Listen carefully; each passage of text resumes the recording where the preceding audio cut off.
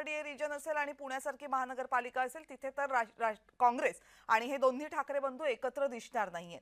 हे चित्र असंच राहील की याच्याही पेक्षा आणखीन वेगळं चित्र तुम्हाला दिसते?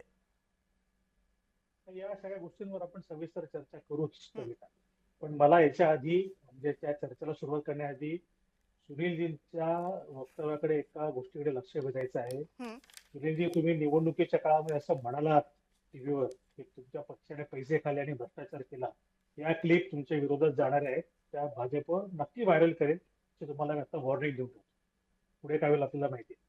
राहिला प्रश्न युती आणि आघाड्या करण्याचा, तर मला असं वाटतं की काँग्रेसची जो स्टँड आहे, काँग्रेसची जी भूमिका आहे ती मुंबईमध्ये पुरता किमान किंवा एमएमआर मध्ये शिवसेनेसोबत युती करायची नाही, ही काँग्रेसच्या दृष्टीने अतिशय बरोबर आहे.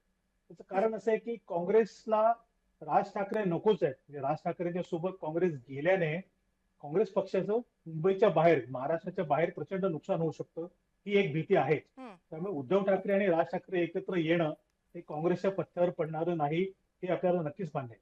पण त्याच्यापेक्षा जास्त महत्वाचा मुद्दा हा आहे की काँग्रेस समजा या युतीमध्ये असेल तर शिवसेनेला जागा किती जाणार, मनसेला किती जाणार आणि उरलेल्या जागांमध्ये काँग्रेसला ऍडजस्ट करावं लागेल. काँग्रेसची अवस्था आता अशी आहे की मुंबईमध्ये त्यांना 35च्या वर जागा मुंबई महापालिकेमध्ये मिळालेल्या नाहीत. एकटी लढली तर काँग्रेसला 35 वरनं 50 वर जाण्याची कुठेतरी एक दुसर आशा आहे. पण युतीमध्ये जर लढली, आघाडीमध्ये जर काँग्रेस लढली तर त्या 35 पण राहणार नाहीत, त्या कदाचित आणखी कमी होऊ शकतात. त्यामुळे काँग्रेसला आपलं अस्तित्व टिकवून ठेवण्यासाठी काँग्रेसचे 5 आमदार आहेत मुंबईमध्ये. मनसेचं मुंबईमध्ये काहीच नाहीये, मनसेचा आमदार पण नाही, मनसेचा नगरसेवक पण नाही. त्यामुळे अशा पक्षासोबत जाण्यापेक्षा आपलं आहे ते अस्तित्व टिकवून ठेवायचं आणि त्याच्यामध्ये काहीतरी वाढ करण्याचा प्रयत्न करायचा, ही काँग्रेसची स्ट्रॅटेजी म्हणून मला योग्य वाटते. काँग्रेसने हे वेगळे लढणं हे काही काँग्रेसने ऐन वेळेला जाहीर केलेलं नाही, हे त्यातला सगळ्यात मोठा मुद्दा. रमेश चेन्नीताला मुंबईमध्ये येऊन प्रेस कॉन्फरन्स घेऊन त्यांनी अधिकृत जाहीर केलेलं आहे, आम्ही स्वतंत्र लढणार आहोत.